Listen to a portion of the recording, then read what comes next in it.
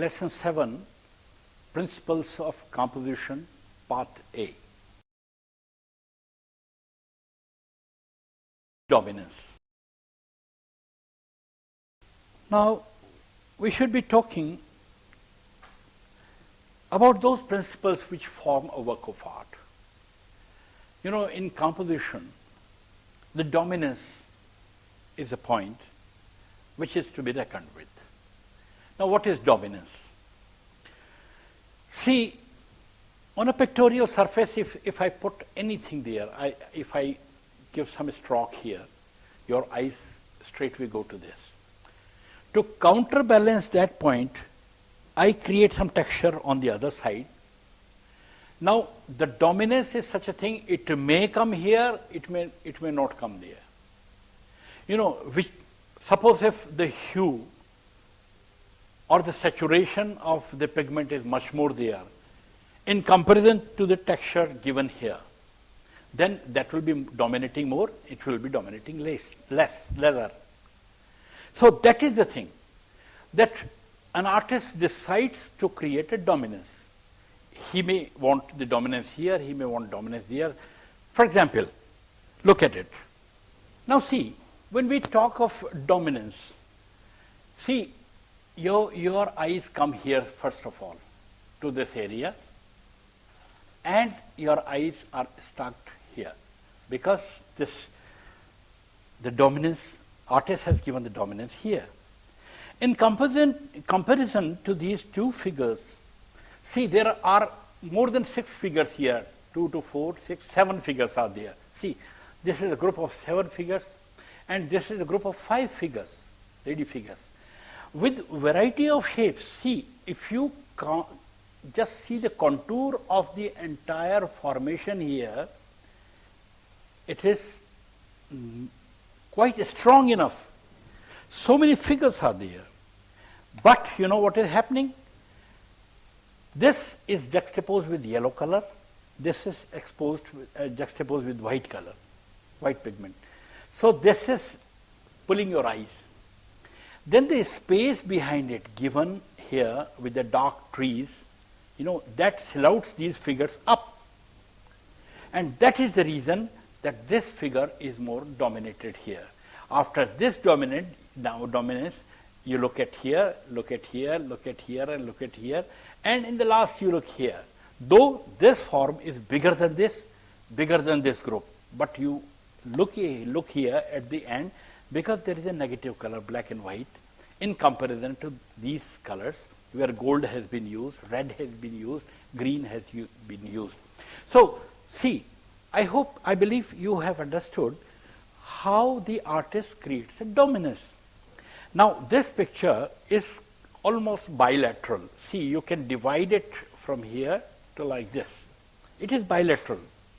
So, this is a bilateral composition where the dominance is created parallelly here and there, though there are differences in the shapes here. Here is a group, here is a group, but the outer contours are different. Here, outer contours are different. Similarly, here, you see differences there. But in major, it is a bilateral composition. But you have understood how the dominance is being created. Now, this figure could have been kept even here. But then artists would have used much stronger pigments to counter these forms and this form. So that is the way how you create a dominance. Similarly, we jump to this abstract painting. Now see, this is another example of painting, which is an abstract painting, or you may call it non-figurative painting. In this painting, you know, your eyes reach to this form. First of all, the moment you look at the picture, your eyes come to this form. And after this, it comes to your red strokes. If you count the saturation of color or the pigment used here, the black color is much more here in comparison to the amount of red color used here. Red color is too less. The black pigment is too much here. still your eyes go to red color. So now look how the artist creates the dominance. With this red color, he has enriched the entire form with the few strokes of red pigment. Now after this, the artist wants your attention to this area. See, this is space. In this you have this form. And this form has been supported by the texture on either sides of this form. These textures have been created by some chemical or by some solvent. So this is the way how the artist wants your eyes to come here. In the earlier picture, the dominance was in the center. It was a bilateral picture. Here the dominance is on the right side of the vertical surface area. In this surface area, your eyes are not in the center. That is off to the center on the right side. And then it jumps to the left side, but not in the center. So this is how the artist creates the dominance. See, this is a famous painting by Rembrandt. Rembrandt, the Dutch great master. Now in this painting you see, this is a portrait of a man where your eyes come straightway to this form, and then it goes to this necklace. Then it passes here, and then your eye goes there, and then eye goes there, and the other area has been completely darkened. Now the artist wants to give the dominance here, and here he has used the half of the face, profile face, that is darker, and half of the profile is strongly bright.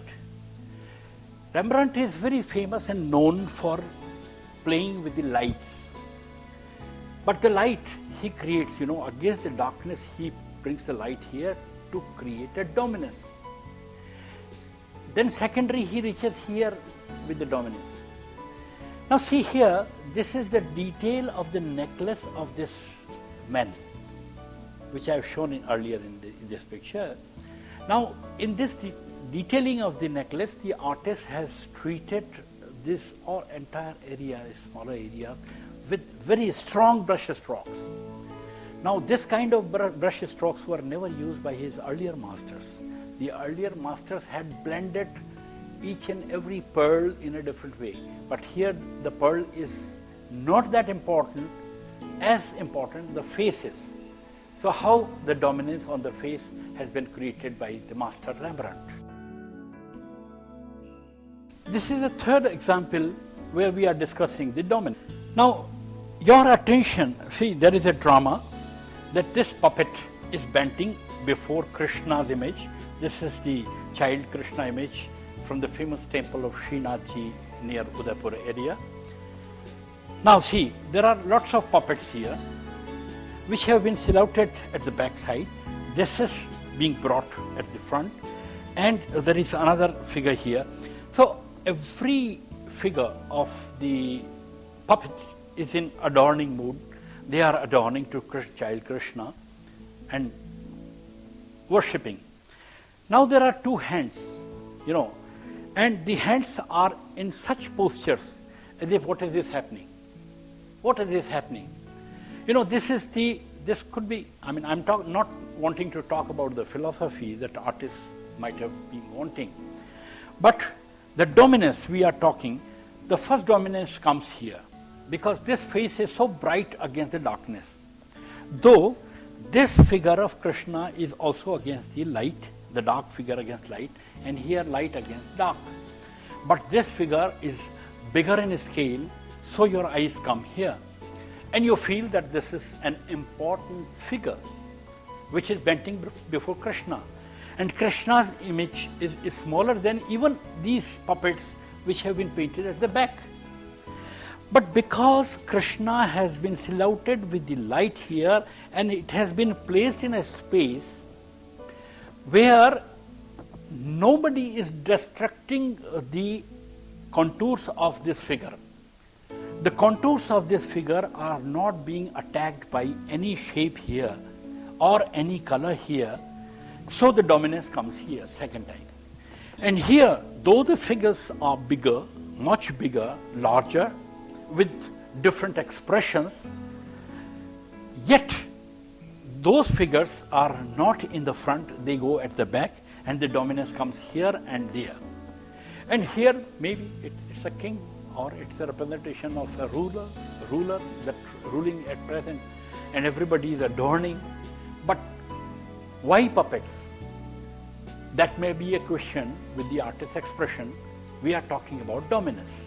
So I hope you understand the dominance. Now, among the principles of composition, next comes harmony.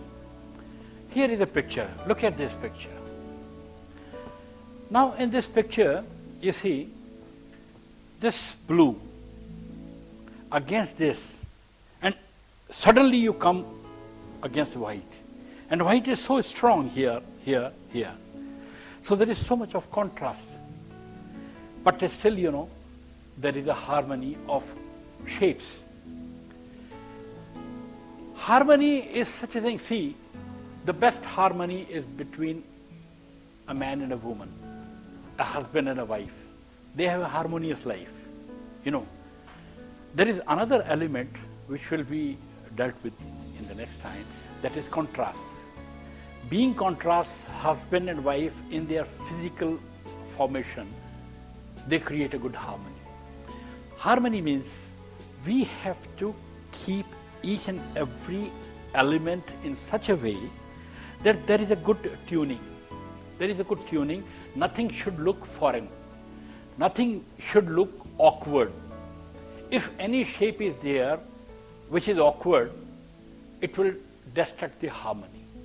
For example, I show you this beautiful chair. This is a copy of a Persian painting. Look at this square. This is a form of a canopy, and this has been painted too much in the paintings of Bundi painting, Kota painting, and even Udaipur paintings. But see here, look at the space area covered here in comparison to the figures. There are so many figures.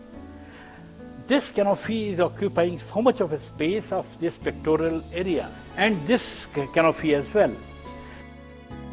So this is creating bad harmony into the picture. The total harmony of the picture is lost.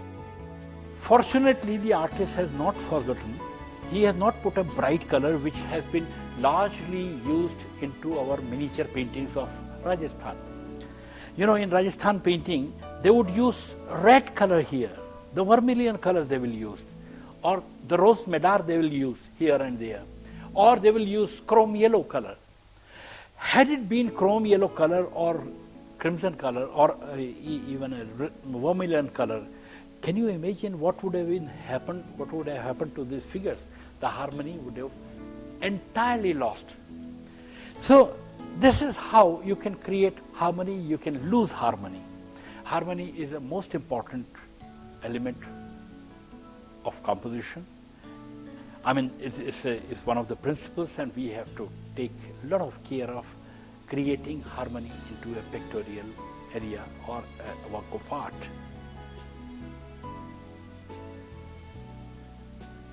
The next principle of composition is rhythm. Any form created in a work of art or in a space should have a rhythm. Your eye travels from one point to the other, one figure to the other figure, or one shape to the other shape figure. Even the textures, the application of colors, your use of lines, your creating the shapes, everything, whatever you have placed on a pictorial space, it creates a rhythm of its own. And rhythm, you know, it helps in giving a growth to the form. You see, this is an abstract painting. I'll show you the examples of different pictorial works. This is a non-figurative painting where you don't have any object through which I could show you that how the rhythm is being created, but there are various shapes created. See, here this shape is created. To counter this, this shape has been created just by the line. And in between, there is a doodling of brush, and with the doodling of the brush, the harmony is created, so that the contrast between the two is countered by these doodling of the brush with a metallic color. The metallic color shines, and the strength of this color is countered by this. So how the rhythm is created? Your eye goes here, comes here, then it travels there, then it passes, and this dot, it takes your eye to this direction. There is a blank space here, only this dot moves your eyes here, and this point moves here, and this is how. And see, there is a doodling here also, which could have grown up till there, but if this doodling would have gone there and there had been no flat surface, it might have been overdone here, because this rhythm would have been broken.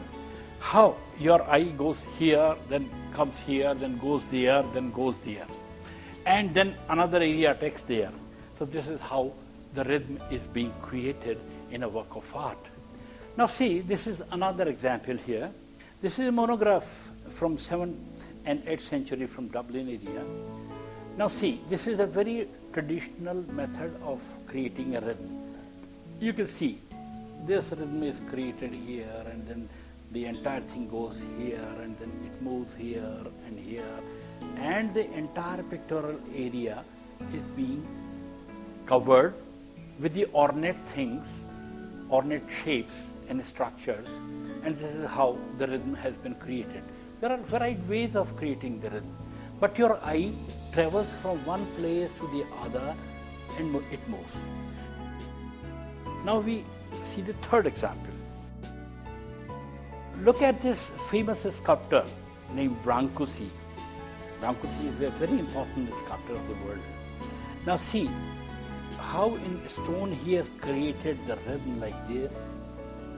See, it is not bilateral. This goes like this, and here it comes here, and then it revolves again and it goes there.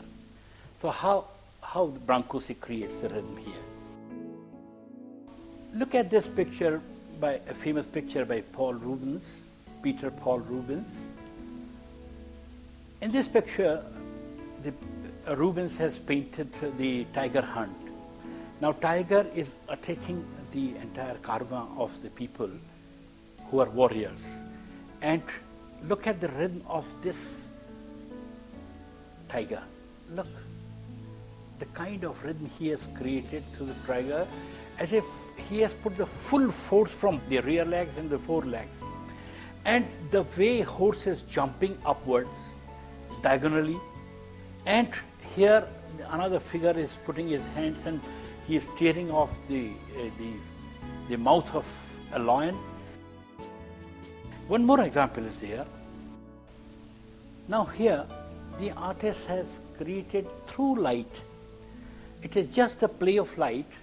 The throb lights are there, and artist has created this kind of imagery here. It is only through the light. When the lights are off, it is not visible. But look at the rhythm, the green penetrating into pink color and the yellow converting into green, and how the mauve is converting into the rose madar color.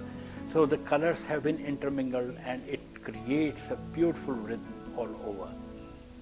And this is the rhythm which gives the complete support to a work of art, and we say that it's a beautiful composition.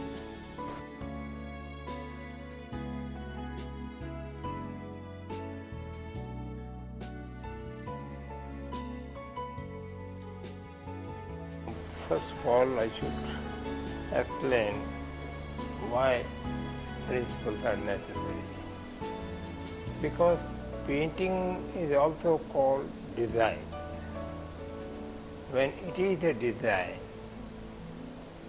it should create certain order, means colors, tones, texture, forms, lines, etc. all are the units of composition. They have to coordinate each other. They have to create symphony between each other. And that's why principles have been created to assess a work of art. Now, there are normally 2-3 principles.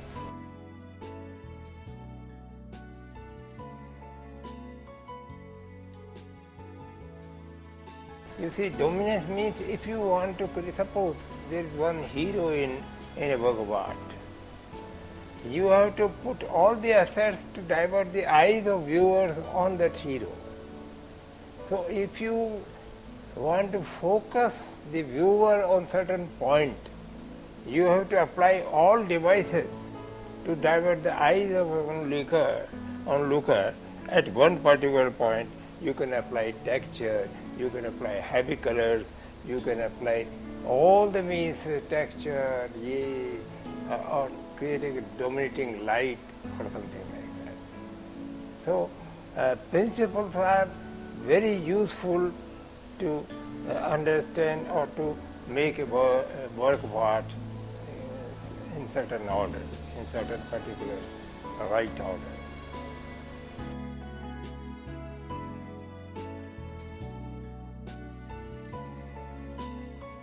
Harmony is the total sum of all the things creating a good design.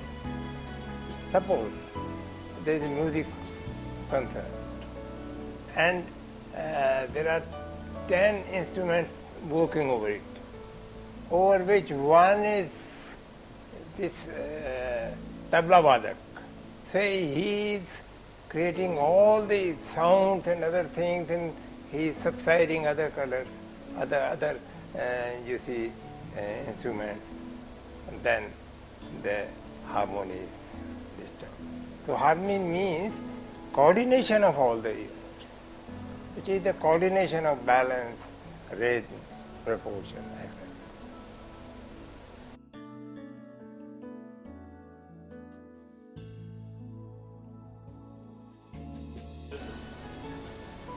Rhythm is very important because your eyes has to move. Eyes have to move according to the form, according to the lines, according to the tones and texture. Harmony, if one picture is giving weight on one side, that is lost. Harmony is the total sum of a work of art. Harmony is the coordination of all the elements into a work of art.